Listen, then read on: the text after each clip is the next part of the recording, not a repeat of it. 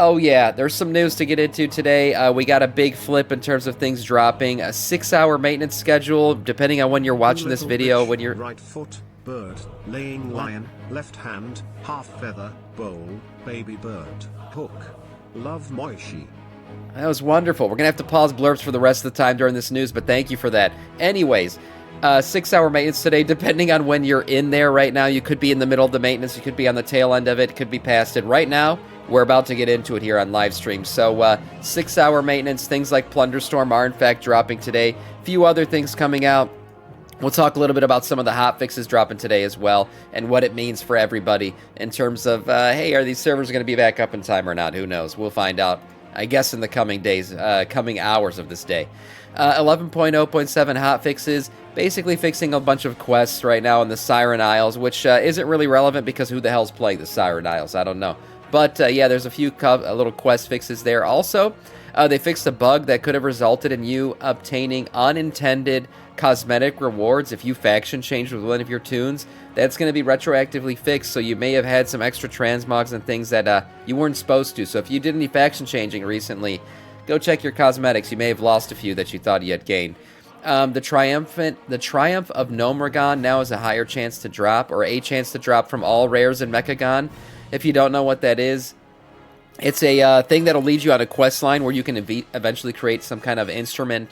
I never did it, but eventually, I guess now it has a good drop rate in terms of all rares from Mechagon, which is going to be something that we'll be doing in the next season.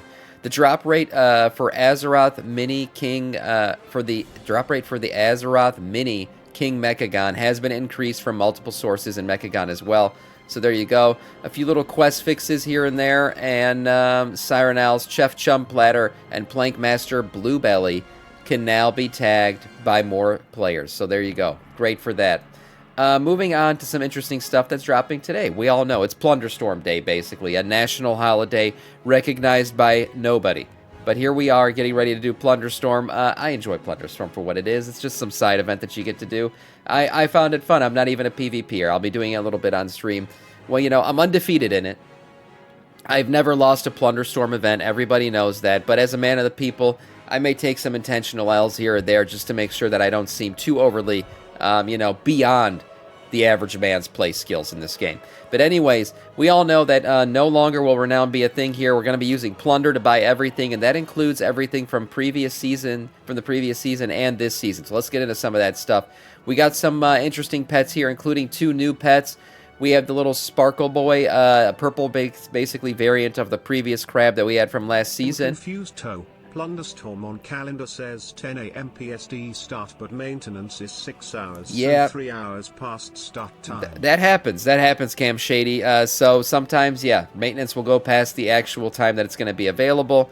Blizzard's done that many times before. We'll see when these servers actually come up.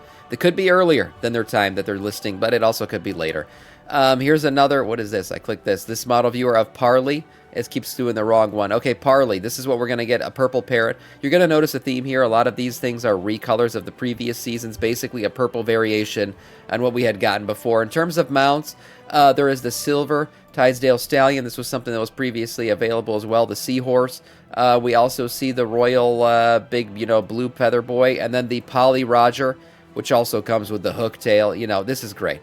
This is great. If you don't have it from last season, you'll be able to get it this season, as well as the purple variation on the Plunderstorm Alligator, which I thought was a really cool mount from last season. This is the purple variation on it, and Hook Talon, the purple variation. As I said before, there's a theme here. It's a purple recolor of many of the things we got from last season. The cost of these, 7,500. Wow, the previous season stuff is more expensive than the current season. Interesting. I didn't know that was going to happen, but there you go. Earning plunder is going to be a big thing this season. That's what you get everything with. A bunch of gun cosmetics and stuff, too, one of which are new. The purple variation of the Plunderstorm cannon. That's a nice one for anyone who's a rogue or hunter out there. And then we got a bunch of daggers. So a couple daggers here, shovels, different things. Yes, the fine rapier, also very cool looking sword. If you're a pirate lover, pirate things, a pirate RPer, I mean, this stuff is great for you. Plunderstorm Swaggy Bear is another one here if you want to just be somebody who looks like they're scrubbing decks and taking it up the butt all day. The Snazzy Bear This one looks a bit more like you're sitting inside the quarters of the pirate ship rather than scrubbing decks outside. We got a bunch of shit here, little hats, a beanie. This one's actually kind of cool. This one looks like something of a Missa Pandaria mix in it. The classic pirate hat, really cool looking stuff here. I love this. The eye patch, of course, also very nice. These are all new. Any of these tagged with new, this is a nice looking hat as well. So great looking hats, not too expensive. Oh, what the hell? They are expensive. 2,000 plunder for these, 1,000 for these. You're going to be grinding for some of this shit, honestly. Looking here, we got the total set here, the red one. This was the one from the previous season. And then we got the Plunderstorm Storm-Ridden gear, which is the new one. This is the black and purple. I do like this colorway. Scam incoming, maybe. These look really good. We'll have to see how quickly we earn plunder this season, because a lot of this stuff's kind of expensive. To get this full set, I mean, you're talking 1,000, 2,000, 3, 4... and then 5, 6,000 plunder for this entire set. That's not a cheap task right there. And looks like the previous one's a bit cheaper though, so that's not bad. 6,000 plunder might be a lot though. 5,000 plunder just for this tabard. Holy crap!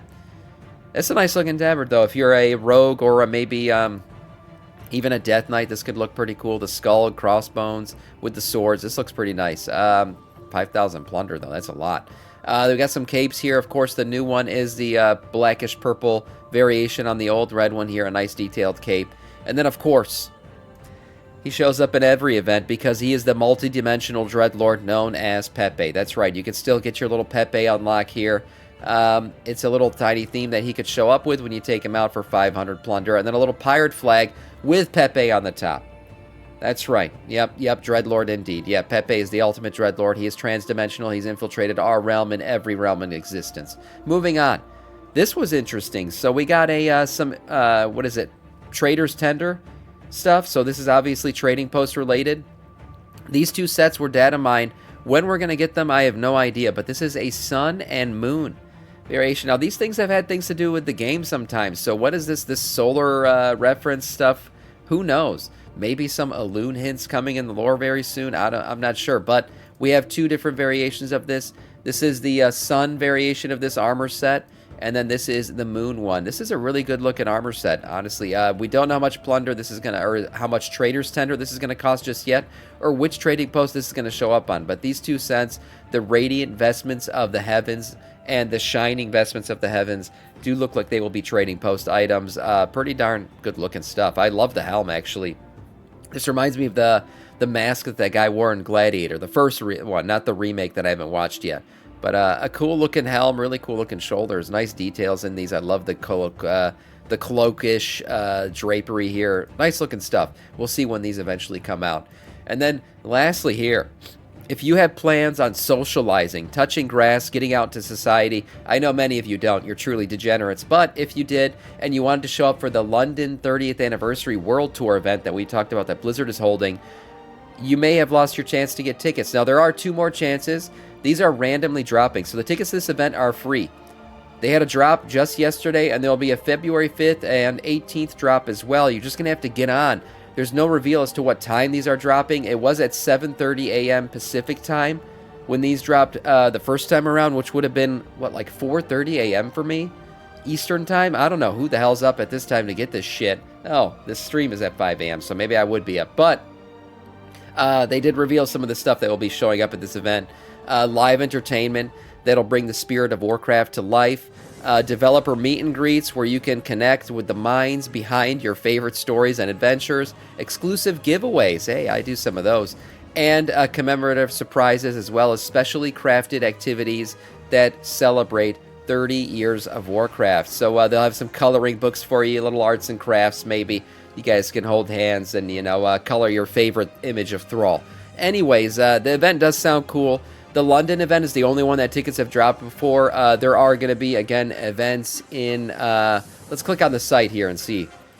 I remember there was a Boston event. Where else? Get tickets here. Yeah, so sale ends in 39 days. There are no actual images of where these tickets are. Read more. Where the hell is the actual event? Like the homepage. World Tour. Here it is. Yeah, so Seoul. March 15th, Toronto, March 15th, Seoul, March 8th, Sydney, April 3rd, Sao Paulo, April 19th, and Boston, May 10th. So the London one is the first one. That's the one that tickets have already dropped for. We'll see if this actually, if anyone actually gets anything from Stream here or anyone else. February 22nd from the night of the 30th. Okay, so join us at Seton Hall. We'll see how this all works out. Again, only 2 more shots to get tickets to this event, and the tickets are in fact free, so everyone's trying to get them.